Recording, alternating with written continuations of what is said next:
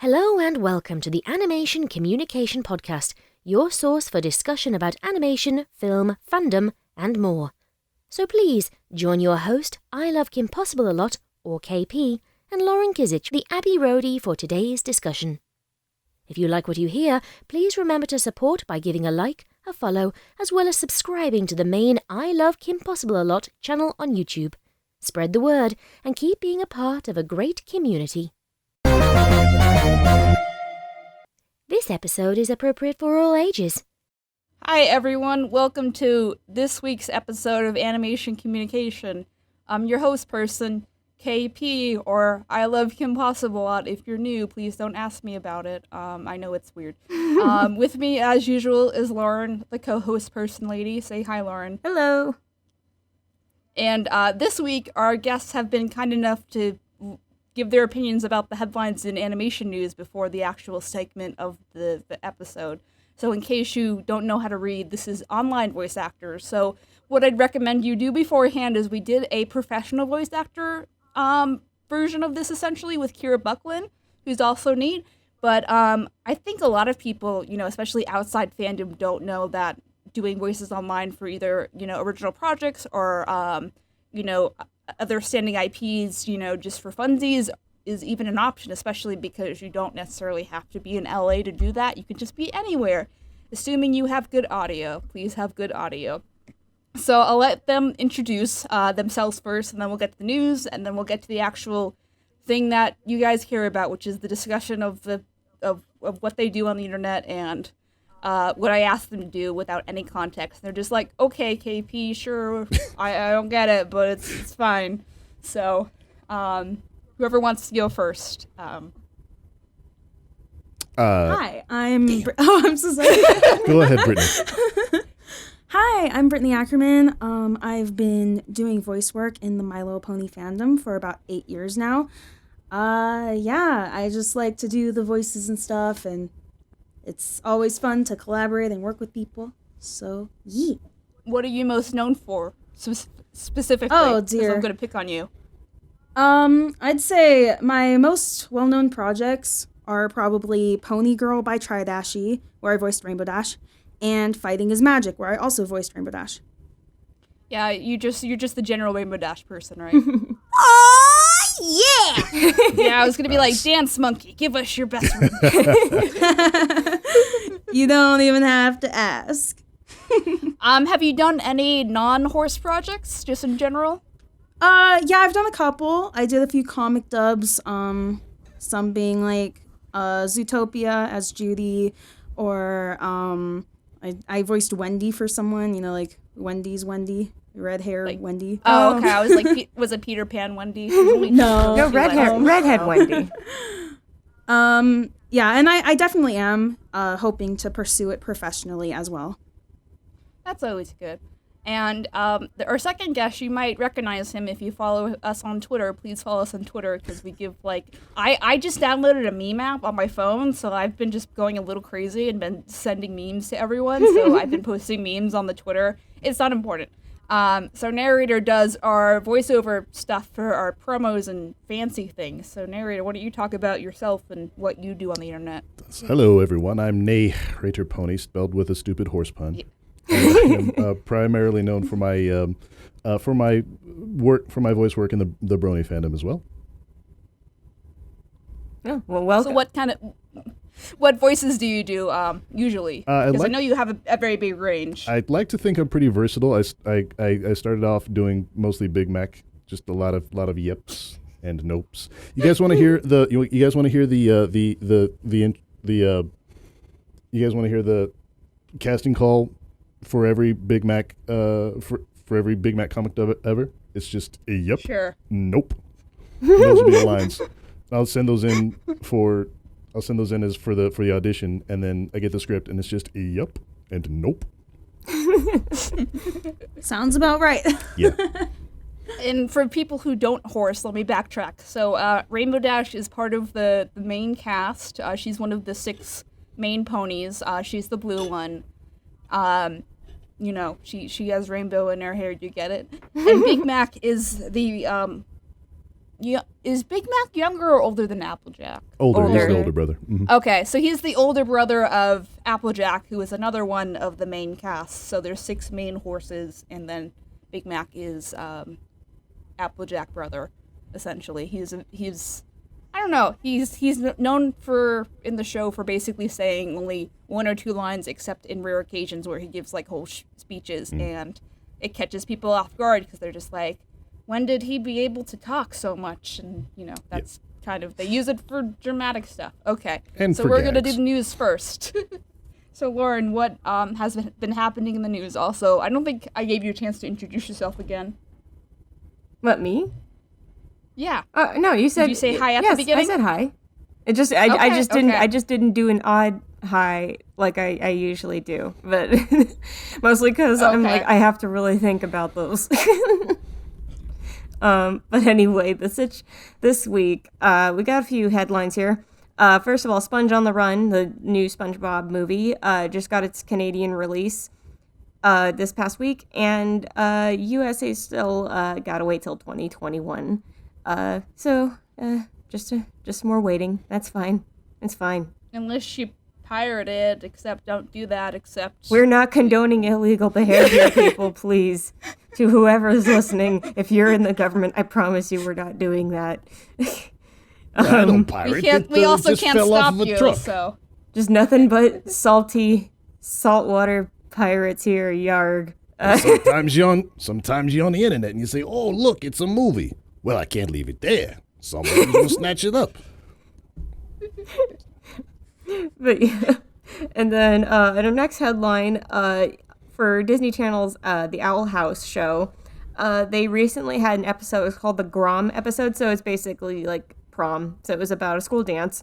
But it basically had the reveal of Disney Channel's first bisexual protagonist, because, yeah, we had a fantastic dance/battle sequence where the primary character, Luce, if you guys watched the show or whether you do or not, and one of the other characters, they had this like amazing dance sequence where they were basically battling a monster by dancing. And but yeah, it was basically the culmination of their I guess you could say enemy to friend to something more relationship over the the past several episodes of the show.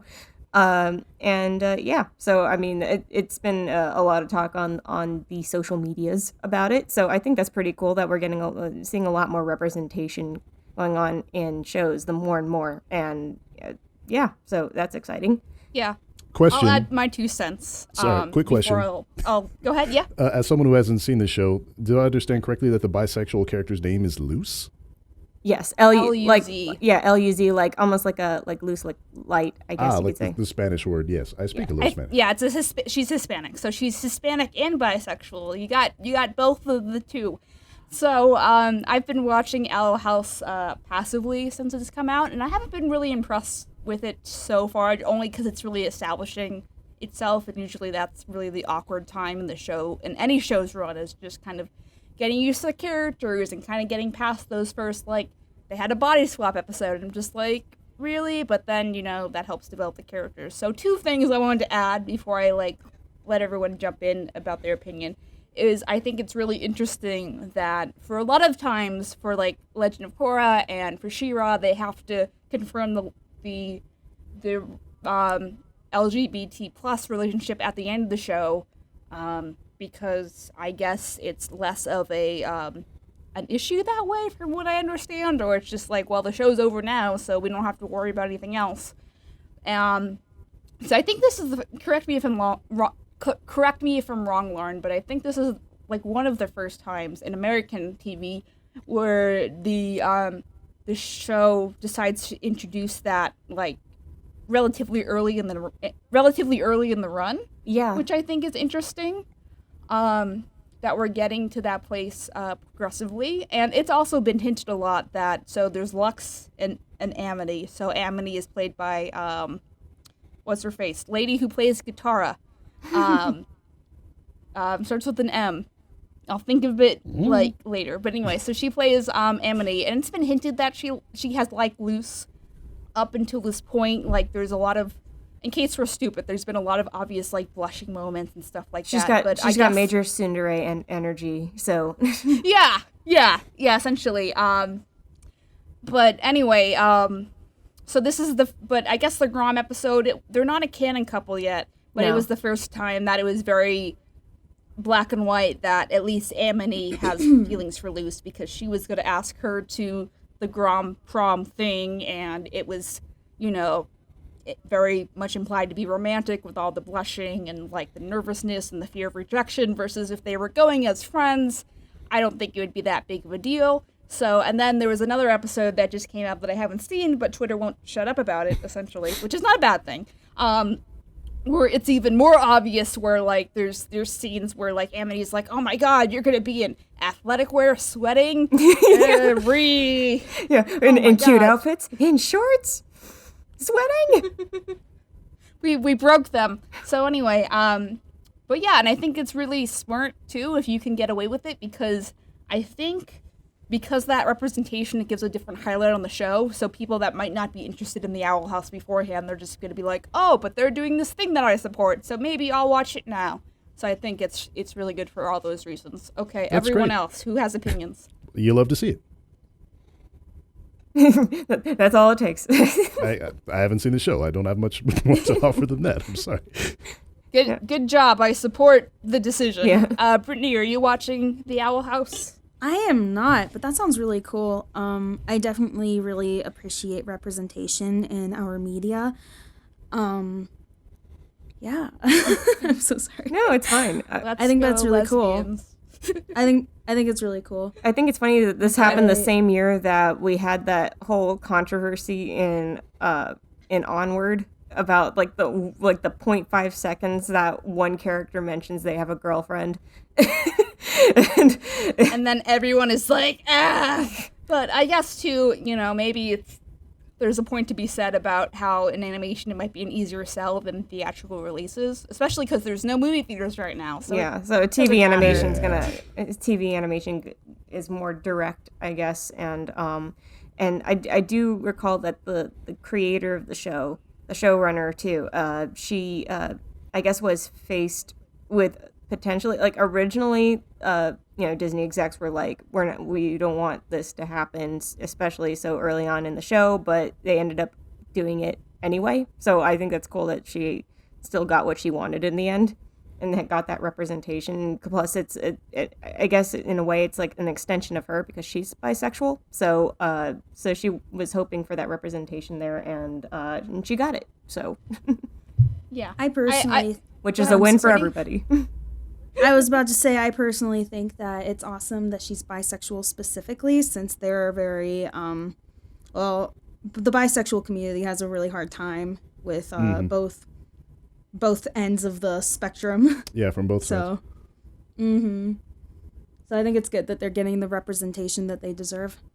Yeah. Yeah, and I will add, too, that Luce herself hasn't, from my understanding, she's just been kind of going along with it, but she's been confirmed as bi on Twitter, and then Amity is into her, whether she is bi as well or just regular gay, but I think it's like the vibe that they're going is Luce is blissfully unaware of all this stuff that Amity is feeling, and all the time she's blushing, and she's just like, oh, Amity's just my best buddy who is neat, So I don't know. I think there's kind of a charm in that angle too. Yeah. It shows her naivete and innocence, and I think it's just adorable, and she's just, her personality type is just so darn enjoyable and likable that you're just like, you know what, yeah, if this is how we string it out for a little bit, fine, totally fine with that, because she's just so darn charming. Pure bean. Okay, and then I guess one last headline we have here we'll go over really quick. Amphibia, one of the other new shows on Disney Channel right now, relatively new. I guess it's in its first season, I think, still, or maybe it's second. It's already second? Jeez. Okay. Yeah. Is that they just had a Gravity Falls crossover / homage episode where Alex Hirsch, who created Gravity Falls and was and he voiced, I believe, Grunkle Stan and Seuss in the original show, And it's funny because he's also the voice of King in Owl House. But anyway, he came back. Like they had him. They had him there anyway. Yeah, so, like, well, we'll have you here. We'll have this, like, one episode where he plays frog versions of Grunkle Stan and Seuss in this one episode. So, so that was pretty cool to have that kind of a Gravity Falls return to Disney Channel, even for a brief moment. Sorry, anybody that wants another season of Gravity Falls, I sincerely doubt you're going to get it, because Alex already said he's finished the show. He finished what he started. He had the end in his head, and it came to be, and he's like, I'm done. So, so this was just like a nice thing that he wanted to do, I'm sure, and what even the crew of Amphibia wanted to do, probably like, hey, we have this idea. Do you think we can run with it? And so, so yeah. So I thought that was pretty cool, especially seeing the footage of that surface online, going like, oh yeah. And then it definitely was a scene. There was a scene where they were fully aware of the fact of them being, Grunkle Stan and Seuss. Is that Seuss Frog has a moment where he's wondering if there's a parallel universe, alternate universe where they have, other selves that are human or whatnot. And so, and Grunkle Stan's just kind of like, you've been licking yourself again, haven't you, Seuss? And he's like, got me again. Yeah, I'll also add, I don't really have any thoughts about that besides it being cool, but I'll also add they put Kermit in Amphibia too a couple episodes beforehand where he's an animated version of Kermit. So there's that, I guess. That is true. If you really care about Kermit. Kermit's a good boy. But yeah, so, and I think that wraps it up on the headlines, at least for right now, to condense it. We'll talk about Phineas and Ferb when the movie comes out. Yeah. Stop sending us emails. There are no emails. That's a joke. When when there are more tweets and when there's more content on that. Yeah. Okay, so why don't we get to the main part of the episode today, which is online voice acting. So Lauren, why don't you lead first, and I'll jump in and ask obnoxious questions. Okay, so addressed to the both of you, and whichever one you would like to start is totally fine. What initially piqued your interest in becoming voice actors? What made you want to become voice actors? Well, for me, my love for voice acting actually started as a child. I grew up around a lot of people who did impressions. I knew a lot of people who actually were in the animation as an industry themselves. So I was very, very familiar with voice acting, all in all. I started on YouTube because of My Little Pony. Like, that's what kind of pushed me to actually, like, pursue it. And, yeah, I've just been having fun doing that ever since. I was going to say, with, like, how were you approached for that first opportunity, or did you approach whoever to have that first opportunity doing My Little Pony voices? Well, I basically just I was talking with some friends. I used to do little impressions and calls and stuff, and they were like, you should post that on YouTube. So I did. I posted, like, a little Rainbow Dash voice reel just for fun. It was really bad, but a lot of people liked it. I kept practicing, and eventually I got reached out to by a very old channel called Bogile Bronies. I don't know if you guys have heard of it. Oh, yeah.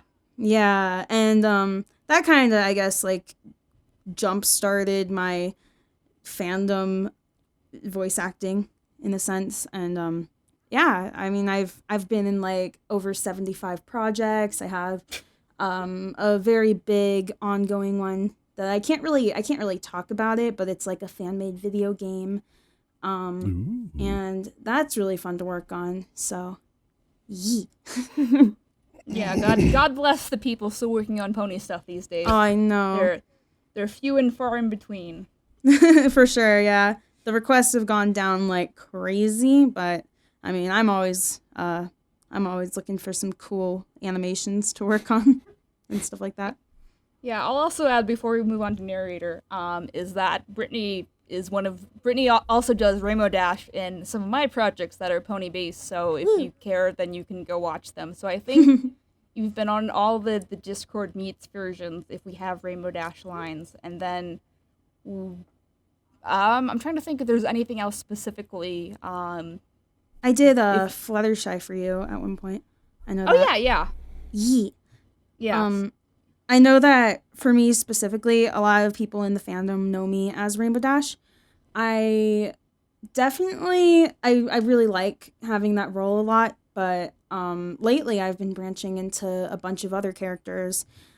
Like for the video game, there's like 4 of the main 6 that I voice, or like 5 of them. No, 4, yeah. And then like side characters too. So, that's definitely been fun.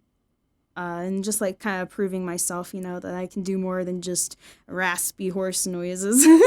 Good Rainbow Dash. you- Good Rainbow Dash VAs are few and far between in the Brother fandom, and you're one of them. So. Oh, thank you. Yeah, it's crazy because you have to find that particular rasp. Yeah. And then build everything else around it. I definitely consider my voice to be like the right rasp with some added cuteness. And that's kind of how I describe my Rainbow Dash. Nice. I'd agree. And how about you, Narrator? I got my start. What first got me interested in voice acting is this was back in, 2012, 2013 or so is when I first started getting into started watching the show and stuff like that. And because I had a long commute, I had just a voracious appetite for audiobooks. And I was listening to audiobooks, but then one day it occurred to me, so I was like, I bet people are doing like readings of fan fictions on YouTube and stuff, and I could download them and I could listen to those instead, and instead of listening to Audible and stuff like that. Mm-hmm. And I discovered YouTube fan fiction readings, and it was the best thing ever. And I could just never get enough fan fiction readings. There were never enough because I had a long commute, and I just loved listening to them. And then one day I said, I think I could probably do a few of those. And so I started my own channel and started doing my own fan fiction readings. And eventually a few people in the community took notice, and we started collaborating and stuff. And the rest is history. It all snowballs from that point. Yeah. Okay, and let's backtrack a little bit. So how did you guys start getting into fandom culture in general? For me... Brittany can go first. I'm so sorry. Go ahead. You're fine. So I started watching the show back in like, I think, May of 2011. So, I don't know, I was just kind of watching it, and then I met some other people who liked it, and then I found out, wow, there's a lot of people who like this. And like I said, I made a YouTube video. Some more people like Pinky Rose contacted me, invited me to her friend groups, and I was just watching stuff. People were sending me videos. I was getting more involved. It's kind of just one of those stories. Nothing too fancy. And what appealed to you about the show specifically? For me, it's just like the innocence of it, the simplicity, the topics, the moral values especially. I love a show that like kind of teaches people things and shows like, even if it's kind of obvious, it's a good reminder, I definitely enjoy like that kind of wholesome content. Yeah, that's nice. I think what's cool is seeing again how the show started off a little bit more simple, and then you could see that the storylines and the lore got deeper, and just and the morals even got a little bit more gray, because you could see it was they're trying to teach some actually like really adult morals, to a kid audience for so that they can understand it. And see how complicated sometimes it's not very easy to solve a problem or to see eye to eye with another person and stuff like that. So I think it's cool that the show, where it took off to and then where it ended up, it just only got better from where it started. It already had a good start. I totally agree. Like I said, I kind of grew up on it. I was like 12 years old when I started watching it. And it kind of honestly taught me how to make friends. So I'm very grateful for the show and what it's done for me. Friendship is magic. What about you, narrator? How did you start getting into horse? Yeah. It was 2011 or 2012, and I was in a TF. I was in a TF2 server. I was playing Team Fortress 2 at the time. And this was a really like wacky server, and everybody was reading like fan fictions and weird stuff off the internet instead of really playing. And so I just kind of got into discussion with a few people in the server, and I left, and I just was curious about what the heck this thing was. I think I'd seen memes on the internet and stuff like that. I was like, all right, what is this thing? What are these guys so worked up about, this little kid show? And so I acquired the shows on the internet, at like you do. And then I just started, like you do. Legally. It fell off the back of a truck, as I couldn't leave it there. So yeah, I started looking into this. It was, I started watching the show, season 1, and then season 2. And I was telling myself the whole time that it was a purely academic exercise. I just had to, had to figure out what the appeal was, not to me, but like to other people. And then, sometime in season 3, I was like, yeah, I'm a brony now, huh? Damn. God damn it. It happens. And you just wake up and it's like one of those like nightmares where you see yourself when you've grown hooves and your like face has gotten longer. And then you're like surrounded by plushies and posters. No! You just start neighing. It's great. Oh no! And that's how he got his name. Kafka. Yes. Very Kafka. But yeah, the show is simple. Just like Brittany said, it's just simple. It's nice. It's not complicated. And then, to be honest, like, among my friend group, like, I'm very unique in that I've actually seen the rest of the show, the later seasons. High five! Even you made among it all people, the way through. Even for people who are like super deep in the fandom, like, the show starts to lose its appeal and you become much more interested. Like I watch the whole show, but I'd be much more excited when like a new chapter of a fan fiction I follow it gets put out. So yeah, the kind of the world, the culture, and the fan fictions in particular that spawned around the show are more interesting to me and to a lot of people than like the canon show itself. So yeah, I can completely understand that. I definitely liked the show the whole way through personally, but I know a lot of people who also are in that boat. For those who are unaware, the show is 9 whole seasons long, so it's a lot of horse. It's a lot of horse. So get cracking if you haven't started yet. It is the perfect amount of horse. No, I'm just kidding. If you're very bored and if you finished all the KP videos, that's a joke, and you can watch it on. I think it's on Netflix legally. I think they uploaded every episode now up to the end of season 9. I was gonna say last time I checked, they only had up to like season 4 or 5. I checked like last week because reasons, and it was only up to season 8, unfortunately. We'll get there eventually. Hopefully soon. It's quarantine. What else are you gonna do? Right. So the next question we have is, so describe like what it was like working on your first project. As far as like either your own project or someone or your friend was like, hey, can you do this thing for me, please? Like, I like your voice. So I guess Brittany. Can keep on having Brittany go first because she's a lady. That's fine. I'm fine with it. So someone contacted me and they were just like, hey, do this dub thing, this comic dub, and I'll turn it into an animation. And I was like, oh, sure. I am a scared 13-year-old, but I will do it.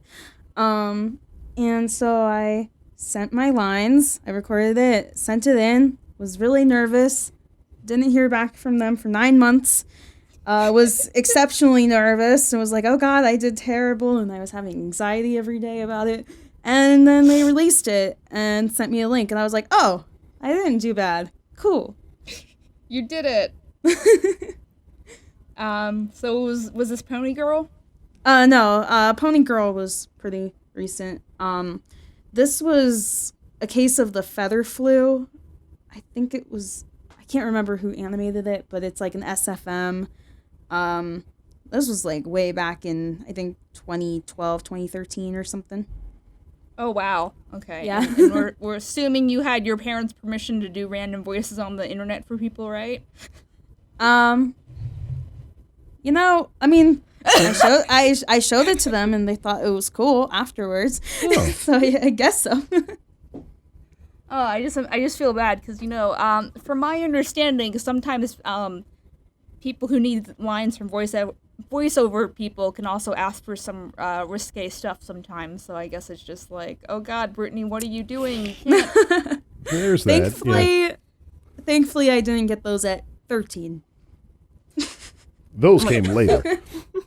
Those came and were strictly rejected later. So it's Adam the Amazing 64 or whatever. That's the username. Yes. Yes. Okay. So that's the man. That is the man of the hour. The guy. The one who made you wait the entire length of a pregnancy. Congratulations, it's an animation. Congrats, it's a blue horse. Oh my God. With a rainbow mane. And she will be called Rainbow Dash. What about you, narrator? What was your first project, or do you remember? Boy, there were a lot. Yeah, I'd already had a good number of projects on my channel, just fan fiction reading, stuff that I found on femfiction.net. I started just kind of spreading myself around looking for work elsewhere. And I think I did a few auditions for Casting Call Club, and none of those panned out. Those were all huge time sinks for me. That's a subject for another time. Well, eventually, I got discovered by Scribbler and her little gang, and then I got adopted, and things started going better for me. And can you describe who Scribbler is for people who don't know? Sure. If you don't listen to the intro, I guess. She does the intro lady. She's the British lady from the intro, so now you know. Scribbler is she does a whole bunch of pony content on her channel, predominantly fan fiction readings and comic dubs and stuff like that. And I was just scrolling through my YouTube channel of other works I have appeared in, and there's 225 videos total, and I think about 75% of them are from Scribbler. So done a lot of work for Scribbler over the years. I also have done work with Scribbler, and she is lovely. Also, she's my girlfriend, so I'm dating her now. No bias, so No nepotism here. Yeah. To be fair, the relationship came much later. Yeah. To get roles with Scribbler, you have to date her. No, I'm just kidding. Sorry. Talk about a casting couch, but oh wow, wow, okay, that yeah. Keep it PG. Yep. I don't get it. Man. It's okay. Don't worry about it. Protect her at all costs. Okay. Saucy. This went to 100 real fast. Yeah. Okay, Lauren, I'll go in my corner. Why don't you ask the next question? I guess describe your recording process when working with remote teams online. Working on various projects with people all over the world, all over the country, and stuff like that. I guess describe your recording process or maybe just work process for that, because I know there's a lot of people that may want to get into voice acting themselves, don't know where to start, and I guess it helps to know what you guys do. Is this like when we're doing projects, or like... Yeah, when you're doing a project, if you're working with a team. Got you. There's a couple ways that I've worked with people. For the most part, people just kind of say like, hey, here's a script, read the script, send it to me in WAV format. So I'll do that. I'll send it to them. I'll tell them like, hey, if you need any redos, let me know. Depending on if it's paid or free, that happens. And then there's the other one, which I actually am much more drawn to at the moment, which is live recording calls. And those are really cool. It's kind of like a per person sort of scenario of how it goes specifically. With the current project I'm working on, I'm so sorry, I was touching something. With the current project that I'm working on, they have like this thing where they work solo with VAs or in groups depending on availability. So I'll work most of the time directly with the director rather than with the rest of the cast. And we'll just go over the lines, we'll read the script, she'll tell me like, hey, that was good, or oh, we need more this direction, you know, this kind of mood. And we just like record it live, usually for like an hour, 2 hours, 3 hours at a time. So yeah, that one is my favorite because it's very interactive. You get the best takes that way.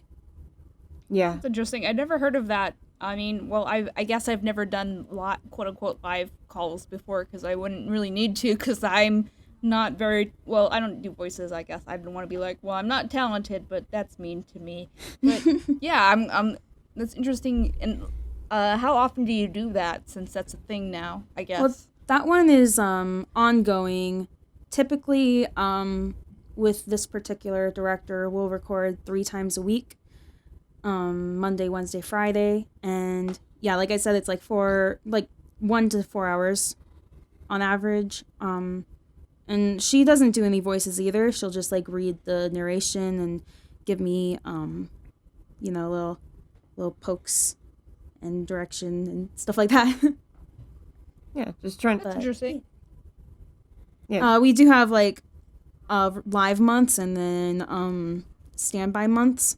So like, you know, sometimes I'll do a bunch of work, other times I go like a month or 2 without work, and then we go back and That's interesting. I forgot the question. What was the question? It was describing the recording process. What about when you're by yourself? Is it just like, maybe I guess it might be complicated for people who don't have experience like working or reading lines when you don't have someone to work off of. So how do you like combat that specifically? Well, for me personally, it's kind of a matter of like experience, and visualization is a big key. So like you want to read the script and like kind of I'll like read the lines in my head that I'm not reading. I know other people have like a stand-in, so like someone else will read out the other character's lines or something. I always work alone. Sometimes I actually do like read the lines. I always do 3 takes of everything though. That's like my standard. 3 or more, and then I'll cut it down to 3. But yeah, lots of variants. You know, you want to mix up your deliveries and your inflections, make sure it all sounds different. Depending on mood and line. That one, I think, is like you said, it's a little harder because you have to think about like, where is the script going? What is the mood that I'm trying to portray? How am I gonna give off that emotion the best? And then you just go through the whole script, 3 takes at a time, and when you send it, you know, They'll let you know if you did anything wrong, if they wanted it to go a different direction. Most of the time, or they use it, and then I get sad. I was going to say, how often do you ever get to, I guess depending on the project and depending on the director and writer, do you ever get to assist in writing different lines for your characters, or you get to ad-lib lines, you know, being able to have that flexibility in how you may interpret a line? You know, first it's, you know, like you said, you know, trying to find the mood that you want to convey in a line read. Yeah. So do you ever get to really like ad lib, and sometimes it works and goes, hey, we'll do that instead? I do sometimes. Personally, I like to kind of stick to the script, but if I feel like really compelled to try something, I will. And I've never had someone not like that, you know? When you do it, no one ever says like, hey, don't do that or anything. They might not always use it, but I think it's always pretty good and fun if you can ad-lib. For some people, it's a little hard if they don't have very good, like, improv skills. I'm personally, like, very in the middle of that, where it's like, oh, sometimes I really hit it. Other times I'm like, oh, I have no idea what to say. No, that's fair. But, yeah, usually, I mean, I find a lot of the time the scripts usually work, but it is fun to add some flavor when it's found, I guess. Yeah. Yeah, fair enough, I think. What about you, narrator reverse card? As far as like, what your recording setup is. Yeah. Let's see. So I just I've actually invested a good amount into my setup here. So this is in terms of like the hardware and stuff like that you need. I think a lot of people get started just like on a Blue Yeti or something like that, which is a microphone that can be had for about $100 or so. My setup is considerably more elaborate. So this is a Shure SM7B and a Focusrite audio interface and a loud lifter seal. One preamp, and I've treated my office with sound absorbent foam as best I could and that kind of stuff. So you don't have to do all of that right away. So if you're a new VA just kind of getting started, just like recording in a closet is a great way to just kind of dampen the reverb and stuff like that. And just about everybody gets started on a Blue Yeti, and it's fine. You can usually clean it up well enough in post. I probably wouldn't go anything with. I wouldn't probably wouldn't spend any less than about $70-$80 on a microphone. Even if you're kind of new and kind of getting set up. If in terms of software, most people just use Audacity. It's fine. I've actually got access to like the Adobe Creative Cloud Suite, and so I can use Audition if I want to. But by this point, my brain is hardwired for Audacity, and so I just use Audacity. It is the most straightforward. In terms of projects, like people usually contact me. By now, words kind of got around. The jobs usually come to me, paid and unpaid, and people just hit me up on Discord or on Twitter or something like that. Hey, can you read a thing for me?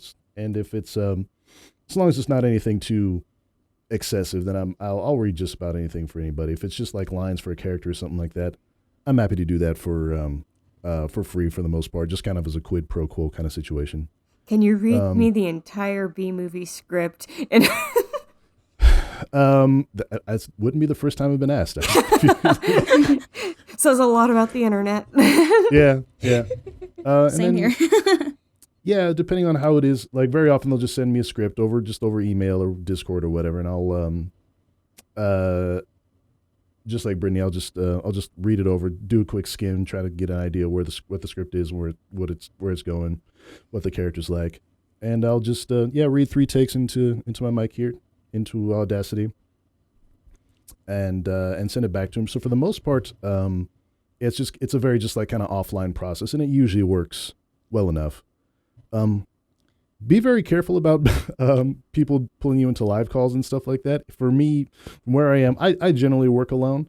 It would have to be either a pretty high profile project from somebody I've already heard of and is already established, or I'm being paid to do a like a live call with the director listening in, stuff like that. You have to be very protective of your time, and there's a lot of there's a lot of projects. I've had awful luck on Casting Call Club. I understand that my experience has been atypical, but a lot of projects that just never went anywhere, never came out, and just ended up being a huge time sink for me. So I'm always careful about directors and project owners and stuff like that who want to get in a call and just waste a lot of my time. I definitely wouldn't do that for a free project either. Yeah.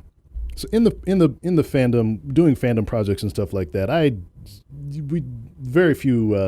had very few projects which have actually paid. You know, for the most part, you're just working for the fun of it, or for the joy of, like, you know, seeing the project come out and stuff like that. And I don't mind that. But if it's going to take a whole bunch of my time, I'm going to need to get paid up front, please. Yeah. Will you please speak for us? No, we need money first. Please do the thing. I'll backtrack a little bit before I talk about my point. But so narrator, what kind of, how much does your current setup like cost roughly? And then Brittany, what is your current setup?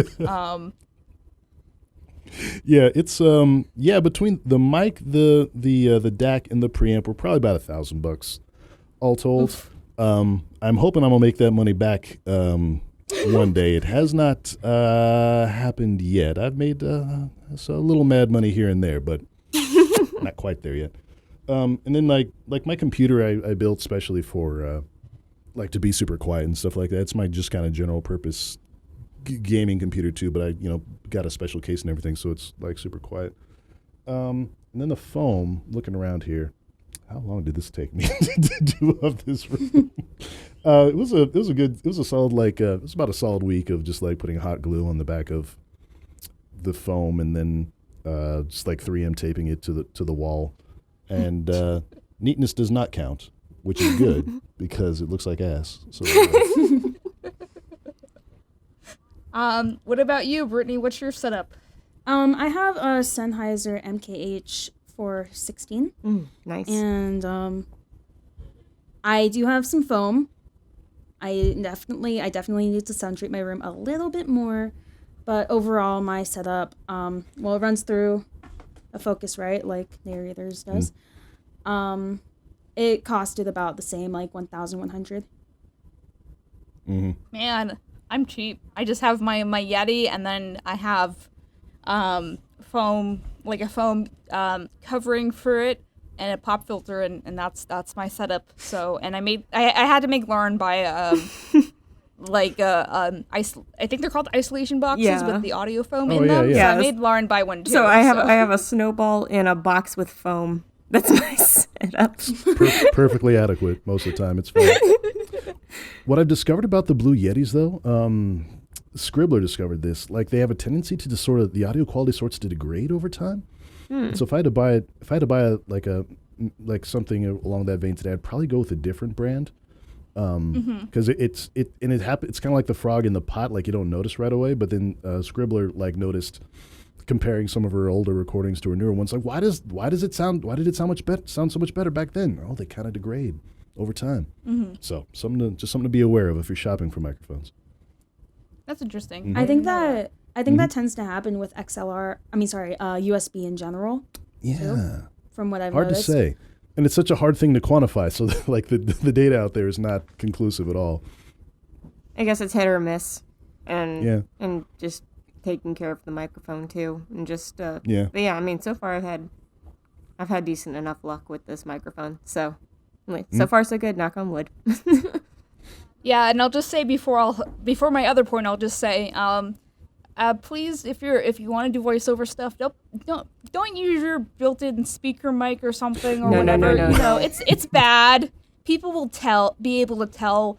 So if you're like somewhat serious about it and you want to like mess around, then you can try to get maybe like a cheap gaming mic, if that, just like at the beginning if you want to.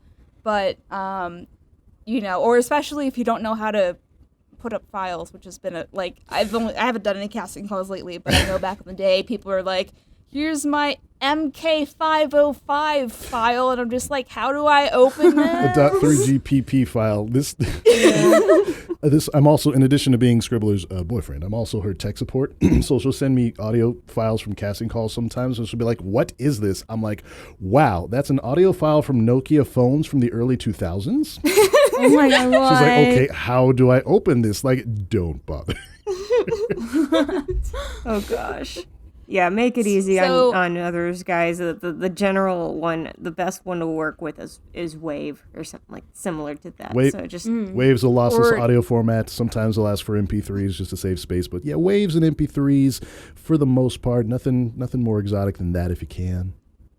If you don't know how to export an MP3, then you probably shouldn't be doing voice acting, or at least learn how. Yeah, there's some great YouTube videos out there. For the most part, just have a quick look around, just kind of get a feel for some of the terms as you're first getting started out. So it's sometimes your voice quality could be good, your acting could be good, your setup could be good, but you don't know what you're doing, and so it still makes you useless to the director. So.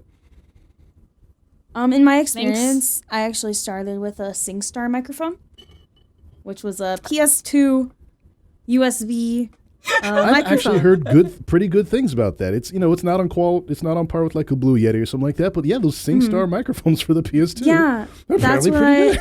That's what I recorded Fighting is Magic on. Like that Street Fighter video game with Rainbow Dash and all the other ponies. And then I upgraded to an AT2020. Which is an XLR mic. And now I'm at this one, which is my most precious bean, and I love it. It's my baby. Yeah, I'll say two things before we go on to her next question, is that it's a lot more, from my experience, it's a lot more dicey, and feel free to anyone jump in on this, but it's a lot dicier when you're choosing directors, or you're choosing what projects to be a part of. Like, I've said this before, but I've been approached for lines for projects that, like, don't ever get made, and I'm sure that's happened to you guys, like, all the time. Yeah. That's the worst. Yeah, so especially when, voice actors are doing it for fan projects or doing it for a small, like, thing here and there. Specifically, it helps if you have something else, like, on your channel to show, like, just something small to show that like, the basic pipeline of the production process, something like that, because it's just the worst thing ever, especially if you're reading a lot of lines and, you're not getting paid for something, and then then it's like, here you go, and then the project just disappears into the ether, never to be seen or heard from again. So, like I've said, HitFilm is free. It's an editing program. Like, go edit some comic dubs with some pre-existing voices or something, just to prove that you can do something, and then that will probably make people you approach for projects, whether they be indie or fan made, a little bit more comfortable with their time. I know that. Do you guys? Yeah. Go ahead. I know that people are a lot more comfortable working with people who have experience. Absolutely. So that heightens your ability to be cast as well. Yeah, so especially with the pony circles, a lot of times everyone knows each other, so a lot of it's based on rapport. I don't need voice actors that often, especially nowadays, but usually if I needed voice actors, I've been just going to be like, hey, Scribbler, I need this person, and she'll know, like, who's active around this time, who does a good impression, all the specifics. So I'm just like, wow, that's convenient. Scribbler knows So, everybody, so that helps. Yeah, she's like the underground, like, voice over pony horse person. So There's she's Sorry, continue. Go ahead. I was just gonna say, like, so if we're doing, like, fandom projects and stuff like that, it's kind of a quid pro quo kind of situation. So maybe if I need someone's voice, I'll record for them, and then if they need something, they'll come to me, and so on. I try to be really democratic and, kind of give everybody a chance. So, but every once in a while I'll get approached by someone. They'll be like, hey, can you read this thing for me? I was like, yeah, sure. Okay. I'll spend half an hour of my time and record the lines and send it to them. And they'll hit me up again. It's like, hey, can you record this thing for me? I was like, sure. Okay. I'll spend half an hour of my time and send the lines to them. And then by the third or fourth time, they're like, hey, can you record this thing for me? I was like, that first thing that I recorded for you, is that gonna come out anytime soon? At some point, you kind of start to want to see results from the work you put in. So I give people a little leeway, but at some point I need to see some results. Make sure I'm not just sending my files off into the ether somewhere. I've gotten to the point mostly where, like, I won't take things if people don't have examples. Like, if someone comes up to me and they say, like, hey, can you voice this thing for me? I'll be like, oh yeah, show me your work and I'll consider it. I'm very busy though, so that's why I have to be very selective. In the MLP fandom in particular, like, good female voice actors are much harder to come by. So there's that. Whereas good male voice actors are somewhat more common. Being the boys, they have more of a problem with roles availability. Yeah, exactly. It's it's an interesting power dynamic in the brony fandom in particular. So I'm always on the lookout for good female VAs that aren't too busy, can actually give me lines in a reasonable amount of time. Yeah, so there's always tough. that. Go ahead. Sorry, I'm done. Continue. Oh, okay. I was just saying, yeah, there's always the other part of the catch where, you could have a really good VA that just forgets to turn in their lines, or you have to bother them to turn in lines. And after, like, the second or third time, you're just like, okay, like, I feel like I should just trust you to, like, give me a decent turnaround with this, like, maybe a week or so.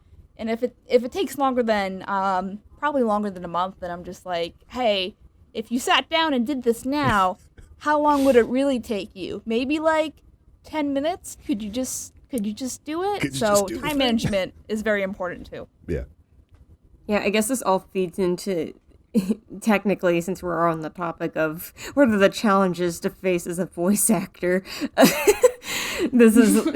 I guess this sort of feeds into that question, because that was going to be my next question. What were some of the challenges that you faced as a voice actor? And that can be either working on projects, or it could even be like for example, maybe you can go to a convention and somebody spots you as, and they recognize you for your role. But you know how there's sometimes... The guy. Huh? I said it's the guy. But I mean, if where some fans, where some fans may ask you to do the character voice for them or something like that, or that kind of thing, what, and maybe they can't separate the character from the actor kind of thing. So I don't know. Have you faced any of that kind of stuff, or what other issues have you faced before? For me, I never really mind too much when people approach me. I always love talking to people and getting to know people, and I honestly think it's pretty fun when people recognize me, and I get to, talk to them and see how their con's going. As for, challenges, I definitely get sick a lot. I think that's one of my big ones. So people will come up to me and be like, hey, where are these lines? And I'm like, I'm sorry, I've been sick for a month. My throat hurts. I can't voice Rainbow Dash. Yeah, taking care of your voice is super important as a it really voice is. actor. So once that goes, you go, I'm literally out of commission for a bit. Yeah, exactly. There have been a couple of times where I had to kind of force myself through it for one project because the turnaround was taking so long due to the fact that I just got hit with a really bad illness. I try not to do that because that's highly unprofessional, but it's also highly unprofessional to take 6 months. So Rainbow Dash in particular is got to be super hard on your voice. Mm-hmm. With Rainbow Dash, if I have a slight tickle in my throat, I won't work because it can ruin my voice. So I have to be in pristine health, and I do take allergy medication and see if it helps, just in case. Sometimes that does help, but yeah, that's my challenge, I think. Other than canceled projects, which cry. The bane of your existence, right? Yeah. Yeah, how about you, narrator? I'd say, probably bad projects, canceled projects, probably the biggest challenge that I faced. The first really big, the first really big project I got mixed up in was this. Somebody was trying to adapt. It's literally a 2 million word My Little Pony fan fiction. They were trying to make a fully animated animation out of it. Oh no. Oh, what could possibly go wrong? For their very first project, the very first thing that they'd ever done. And this was also my big first collaboration that I've ever done. And this ended up being such a huge time sink for me. And in addition, the director wanted calls every Sunday, 2 hours to go over lines and stuff like that. And I was, ended up just being such a huge time sink for me. Best advice I can give for directors and stuff like that: start small. Start small. Don't go after you may not be able to get to may not be able to do a 2 million word 6 hour long animation for your very first project, and then get upset when your animators aren't getting back to you. Because they might have full-time jobs already. So that was my first big challenge, and then because I was new to all this and I didn't know that was atypical, and so I was like, well, this is just the thing, I guess. I don't know. It'll be worth it in the end when the thing comes out. Still waiting on that, unfortunately. That is I've had that same exact thing happen so many times. So there's that. Yeah, not so much for me. But for girls in particular, I've a lot of girls in my sort of VA circle have just had some problems with creepers and stuff over the years. Yeah, I was gonna bring that up. I'm sure you guys get asked to do some pretty off projects, I guess. You Oh, know? yeah. And Brittany's like, yeah, let me break out like my whole thick journal of every time someone like asks me to do something dash lines. Well, there's kind of a Go fine ahead. line between voice actor and sex worker sometimes, and in the MLP fandom, there's some people have turned a pretty good, made a pretty good little side hustle doing stuff like that. I don't judge, money is money. And I should clarify too that that's a minority of the bronies, not Yes. the majority of the bronies are not into sexy horse time, from what I have experienced. Despite our reputation. Yeah, despite what the internet rumors tell you, it's like no, it's the minority in the community. So, I just like every time I think of sexy horse time, I get sad. But I don't know, Brittany, you seem like you've had some stories. Any fun stories you can tell about sexy horse time? That's an odd question. Like approaches? No, I'm not saying like.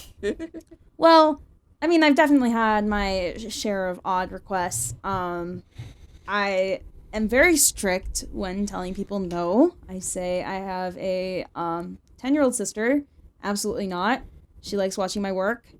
Go away.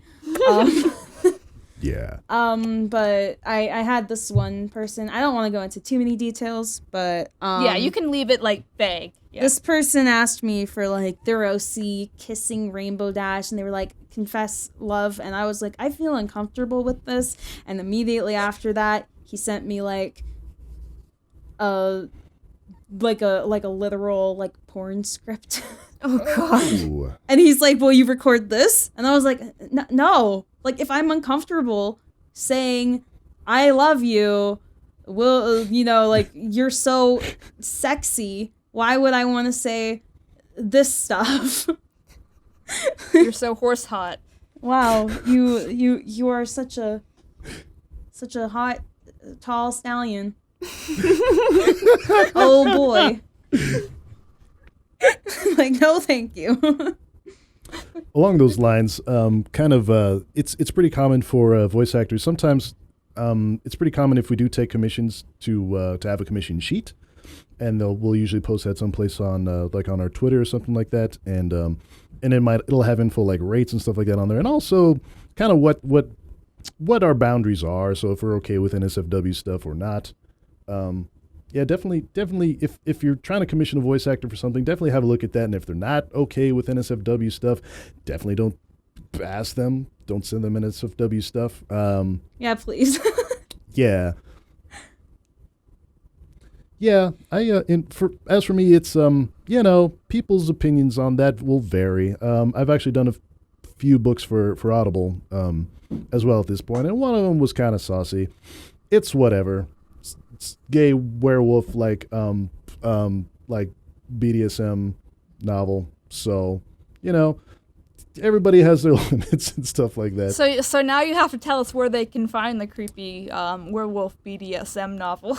It's okay, so this is another funny story. So I've done a bunch of work. I've done 3 or 4 books for Audible at this point. And that particular one, the gay werewolf BDSM story, has actually never been released. Oh. I spent months and months, and man, I poured my heart and soul into that role. Okay, I tried really hard. So what role were you playing specifically? I was just narrating, so I was it was just like it was a Okay. 1-man production, so I did all of them. Okay, and it was Oh. really that's what I hard. was gonna say. I'm like, when it's Audible, it's usually one person who has to Yeah. run the show. So So yeah, I was narrating and I was doing both sides, and it got interesting sometimes. And this particular project never came out, and this is something you expect to see from fandom voice projects. But for whatever reason, like the author who had contacted me, I never heard from him again. I finished the project, but on ACX, which is like Audible's audiobook production branch, he has to go in and just all he has to do is click the button to make it live, and then we'll both start getting royalties. So I don't know, and the author, as near as I can tell, just evaporated off the face of the earth. So I don't know if he, I don't know if he died or what the thing is, but I spent months and months recording this gay werewolf BDSM story. I got nothing to show for it. I guess he had some last minute regrets or something. I wouldn't be too surprised. Listen, yeah. So the urban, what is it called? Like the urban fantasy, like romance stories in general are super hot on Audible right now. So if you're trying to make any money on Audible, like you'll probably read one of those at some point in your career. So and maybe backtrack. So how would someone do Audible themed stuff if that's a branch of voice acting that they want to pursue? Oh, sure. The website is acx.com. And it's actually got a pretty low barrier of entry. My first book I just did on my Blue Yeti. It was a little challenging because they have really, really specific requirements for how like the audio has to be stay within a certain level and stuff like that. And it took me a couple tries to figure out just how to edit the audio so it was exactly the right met all those requirements. But yeah, it's pretty acx.com. If you're interested in that kind of stuff, just go there and click around. You can submit a voice reel or like a sample of your work, and you can either sort of send bids to the authors to have their book read, or you can or the authors will come to you sometimes. And so yeah, it's pretty good. Whether you'll have any success there is another story. My first couple books, just like I did a 50% royalty share with the author, and between us, we made about $12. So, and there you go. Beautiful. And that's a risky take. But they also have you can also do projects which are what they called cost per finished hour. So they just pay you just some fixed amount per hour of work of finished audio that you give them. I would probably start out there, to be honest, because royalty shares, you might have a hit and, both you and the author will make a ton of money, or it could be a flop and neither of you gets anything. You'll have nothing to show for months and months of work. I feel like a lot of voice acting is highly gamble related in terms of success. It's which not is why really, I mostly do it for the love. It's still very much a passion project of mine. Mm-hmm. So if you're trying to make a bunch of money off of voice work, temper your expectations a little bit is my advice. I'd say don't go into it unless you're interested. Fancy. Yeah. Yeah, I was gonna say maybe just write some saucy Audible books, right? Well, if you need a gay werewolf BDSM narrator, I'm your guy, apparently. I don't know if that's an offer that you want to publicize on YouTube. Good point. I regret opening my mouth now. Well, I guess in terms of characters, either you have voiced or would like to voice, what would be like a dream role for you, or or if you've already had the dream role, what was that, and was that your favorite role? Tell us a little about that. Whoever for wants me, to start. For me, I really want to do like some sort of animation with like animals, where I'd voice an animal, because those are like always really fun content wise. And yeah, I'm really just, I want to go pro, so any like industry animation would be my dream. But I definitely really like bubbly, airheaded characters the best. Those are like my personal favorite character to voice. Also like kind of cutesy characters as well. Narrator, do you have any favorite character archetypes you like the best? I play a lot of I end up being typecast as villains a lot. The fun ones. Especially yeah. I do really enjoy those. Historically, I'm probably best, whenever I go to conventions and stuff, I'm always best known for my role as Irish Anonymous in Wooten's production of The Last Son of Dublin. So he's like a drunken Irish, like, okay, I'm just going to swear. He's like a drunken Irish asshole in Equestria. That was probably my favorite role to play so far. I had a ton of fun doing that. So whenever I go to conventions and stuff, that's probably what people know me best for.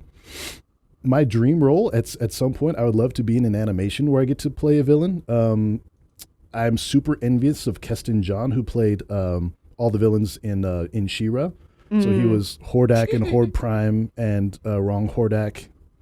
And that was just that had to be just the role of a lifetime for him, because he got to be a bunch of different clones of bad guys who all had slightly different personalities. I was just super jealous.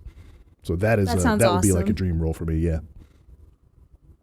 Yeah, and then in the end, I guess I have one more question for you guys, which you gave a little advice earlier, but do you have any other advice that you'd like to give for those who want to start a voice acting career, especially since it's now a much easier avenue for access online, that people can do all these like online collaborations and get their start that way? So yeah. I would say just do it. If you have dedication, like depending on how much dedication you have, that's kind of what determines how far you get. For me, as like a kid, I had a really bad speech impediment, and my parents even needed a translator to understand what I was saying oftentimes. So I ended up, just working towards getting my speech impediment, fixed, and I'm here now, and I'm doing it, and I would just say keep trying, just keep going for it. Don't let things stop you, even physical limitations like my speech impediment, which was jaw related. That didn't stop me. I just kept trying, and yeah. Other than that, definitely maintain connections. Try to meet people, get to know people. Don't be pushy about your content, but offer to help.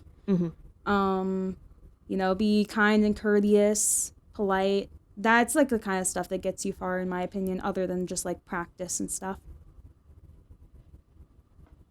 I was just gonna say, Brittany, if it makes you feel any better, I had a speech impediment too when I was young baby KP. So when my mom would told me that, I guess there was one specific example where there were like birds in the sky one day, and it was like, look, Mom, it's a board, like a BOARD, and she's like, oh my God, this child needs something. So I don't think it was as drastic.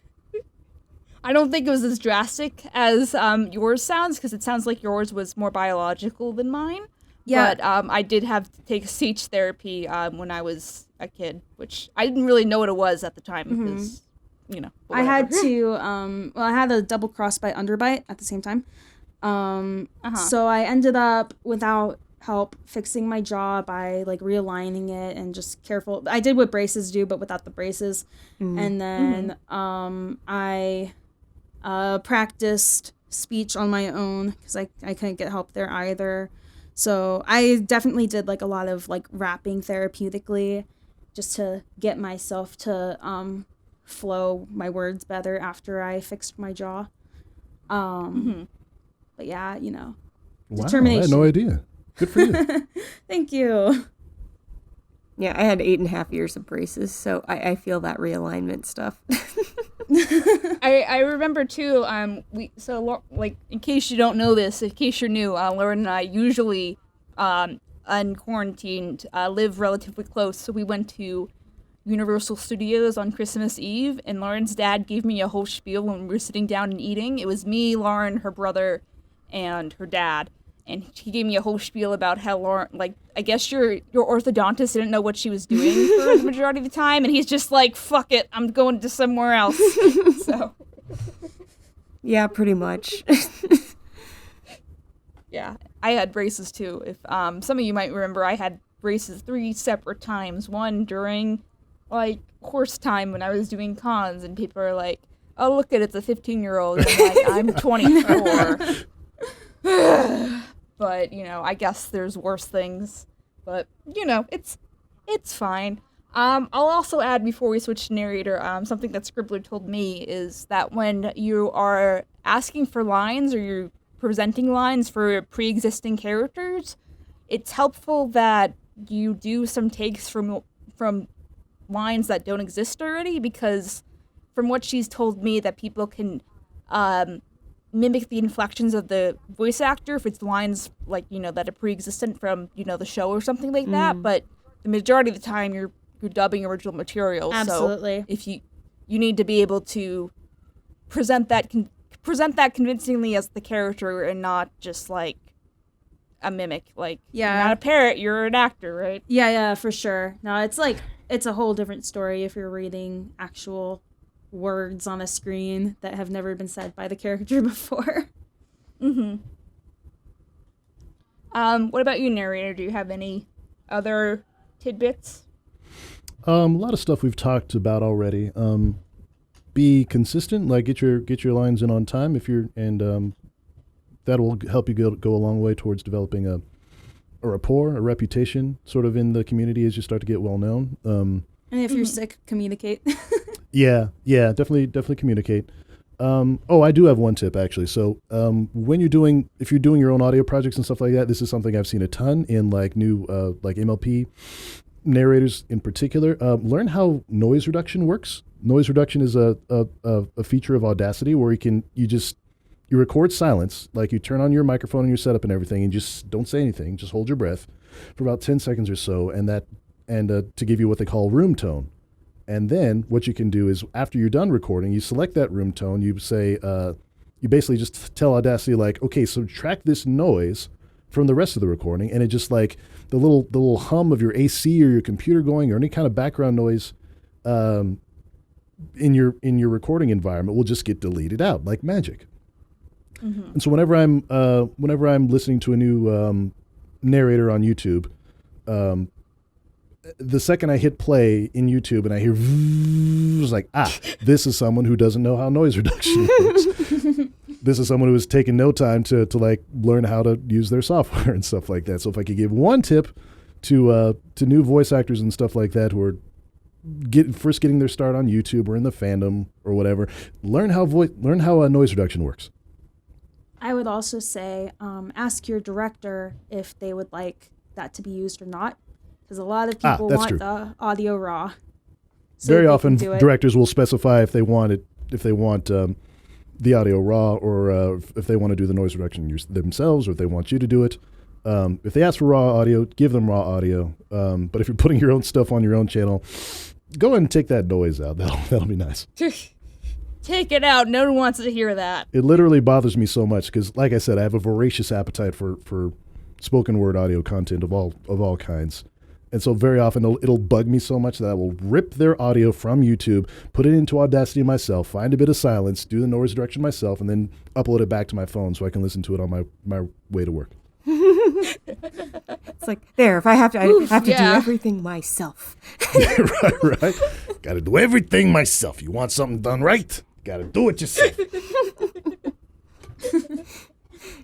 I think that's I know like virtually nothing about things. I mean, I know basic stuff, but my mind is more programmed like a producer and like how things can get done and how fast can we go. But I guess my advice too is always just as from the different side of the coin is again, communicate with your director. I imagine that especially if you have a good rapport, if you have established rapport, then they're not going to think you're lying when you're sick or your grandma dies. It's just when 5 grandmas die, then it's just like, it's like the same thing from school. How many grandmas is that now?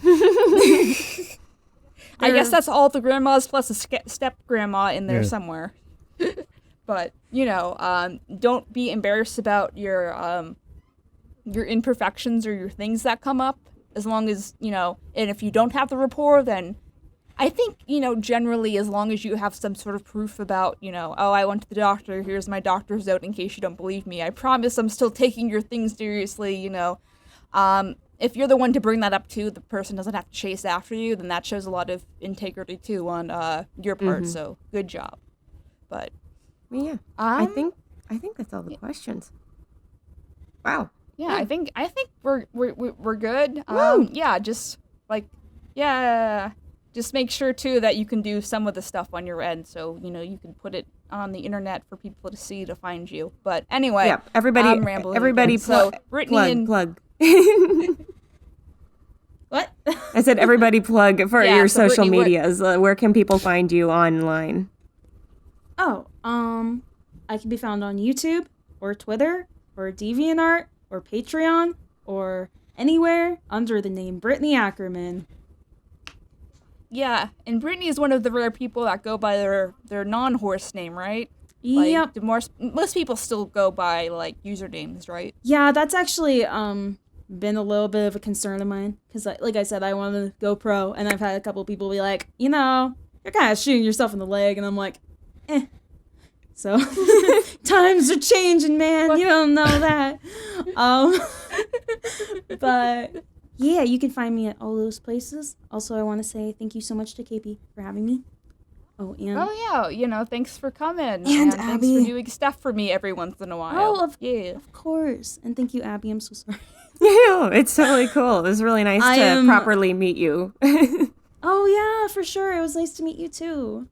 I'm sure you guys have, like, run into each other at conventions. You just didn't realize it Yeah. yet because you weren't introduced, so... It's happened for me for a lot of people. And then we go, oh, we connect. Oh, I was at that convention. Wait, I was there too.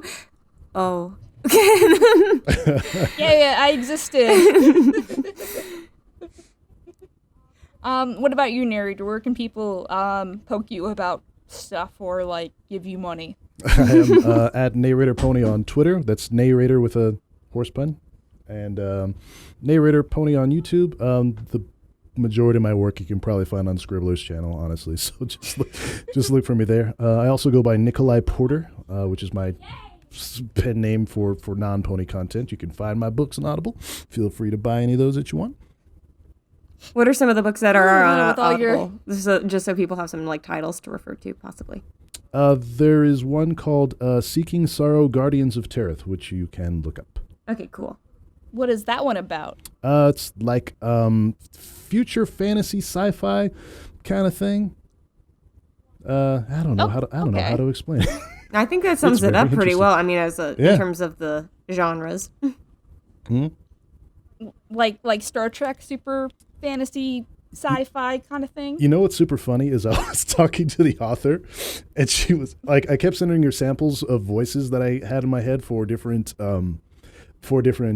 characters. Like, so what do you think about this character? Is it like gruff? He's like this. She's like, no, it's not quite right. You almost got it there, but it was like, and then eventually she said, okay, do you know Captain Picard and Worf? And I was like, yeah. It's like, okay, they're pretty much those characters. Like, oh, why didn't you just say so?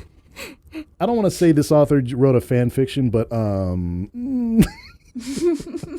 she just said that all the characters sound exactly like the cast of The Next Generation. But okay. Can I hear your Worf impression? We'll end on that. I wish you a most honorable holiday. Kapla. Yes. You can probably find Star Trek on CBS Access if you want to research that too, if you don't know what we're talking about. But yeah, all right. So in case you're new to the podcast in general, we put out episodes every Wednesdays. They get uploaded on Thursdays on YouTube. We're nearing like up to 30 episodes, so we definitely have a repertoire of stuff. So if you like stuff to listen to and you're bored, then there's 30 times, like, episodes are around 2 hours. So that's like 60 hours of stuff, maybe? It's a lot of time. Yeah. So, if you're bored, you can do it, because it's not like you're having a work commute or something. Most people aren't these days. Maybe road tripping, though. Yeah. To That's get away from the pandemic as much as possible. If you're going cross country, you're trying to jump the border, then you can listen to us in the background. And then also, obviously, like, support the main channel and subscribe, and follow all the people on social media. Yay. And then I guess we'll see you next time or next week. By